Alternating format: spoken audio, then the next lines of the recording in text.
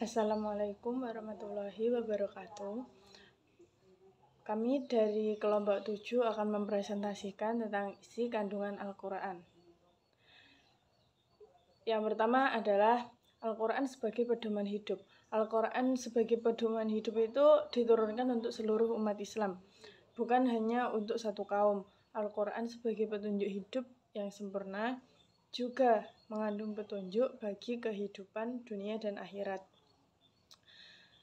Al-Quran sebagai pedoman hidup itu tercantum pada surat An-Nahl ayat 89 juz 14 yang artinya, ingatlah hari ketika kami menghadirkan seseorang saksi atau rasul kepada setiap umat dari kalangan mereka sendiri, dan kami mendatangkan engkau Nabi Muhammad menjadi saksi atas mereka. Kami turunkan kitab Al-Quran kepadamu untuk menjelaskan segala sesuatu sebagai petunjuk, rahmat, dan kabar gembira bagi orang-orang muslim. Yang kedua ada Tauhid. Tauhid merupakan keyakinan dan pondasi utama dalam sejarah dalam ajaran Islam. Al-Quran dengan tegas menyatakan keesaan Allah, dan konsep ini diulang pada beberapa ayat untuk menegaskan pentingnya beriman kepada Allah yang Maha Esa. Tauhid ini tercantum di surat Al-Ikhlas ayat 1-4 yang artinya, katakanlah Nabi Muhammad, dialah Allah yang Maha Esa, Allah tempat meminta segala sesuatu, ia tidak beranak dan tidak pula diperanakkan, serta tidak ada sesuatu pun yang setara dengannya. Selanjutnya ada syariah. Syariah adalah aturan hidup yang sempurna. Syariat itu seperti buku petunjuk penggunaan hidup yang diberikan oleh Sang Pencipta. Syariat sendiri berisi aturan-aturan dan panduan yang sangat lengkap, mulai dari cara kita beribadah, berinteraksi dengan orang lain, hingga cara kita menjaga alam sekitar. Tujuannya adalah agar kita bisa hidup bahagia, sukses di dunia dan akhirat. Ini tercantum pada Quran surat Al-Maidah ayat 48. Hal selanjutnya ada muamalah.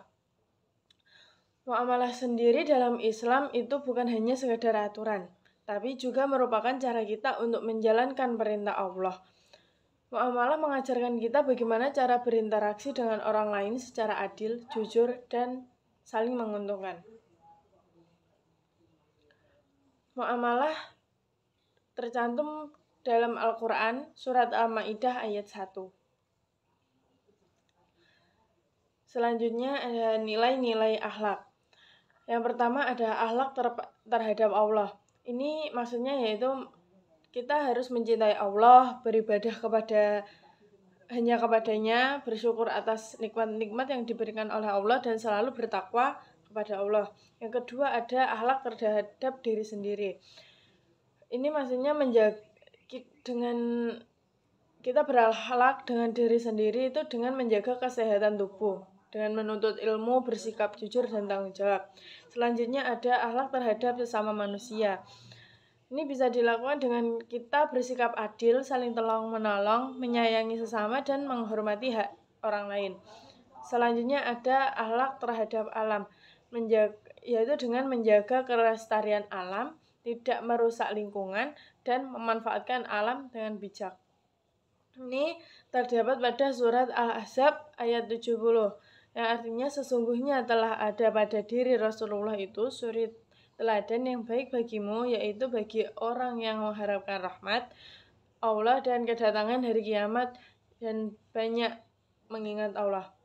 Selanjutnya ada sejarah yang akan dijelaskan oleh teman saya. Ini saya akan menjelaskan tentang nilai-nilai akhlak yang terdapat di dalam Al-Quran. Yang pertama ada akhlak terhadap Allah, dengan kita mencintai Allah lebih dari segalanya. Kemudian kita juga harus beribadah hanya kepada Allah, jangan sampai kita menyekutukannya. Kita juga harus bersyukur atas nikmat Allah yang sangat tak terukur, dan selalu bertakwa kepada Allah, menjauhi semua larangannya, karena sesungguhnya kita hanyalah hamba Allah yang lemah, yang pastinya butuh pertolongan dan kekuatan dari Allah. Kemudian akhlak terhadap sesama manusia dengan kita bersikap adil, saling tolong menolong, menyayangi sesama, dan menghormati hak orang lain. Selain itu, kita juga harus memiliki hak terhadap alam dengan menjaga kelestarian alam, tidak merusak lingkungan, dan memanfaatkan alam dengan bijak. Selain itu, kita juga harus memiliki hak terhadap diri kita sendiri dengan menjaga kesehatan tubuh, menuntut ilmu, bersikap jujur, dan bertanggung jawab. Seperti yang diterangkan di dalam Al-Quran surat Al-Ahzab ayat 70. Sesungguhnya telah ada pada diri Rasulullah itu suri tauladan yang baik bagimu. Itu bagi orang yang mengharapkan rahmat Allah dan kedatangan hari kiamat dan banyak mengingat Allah.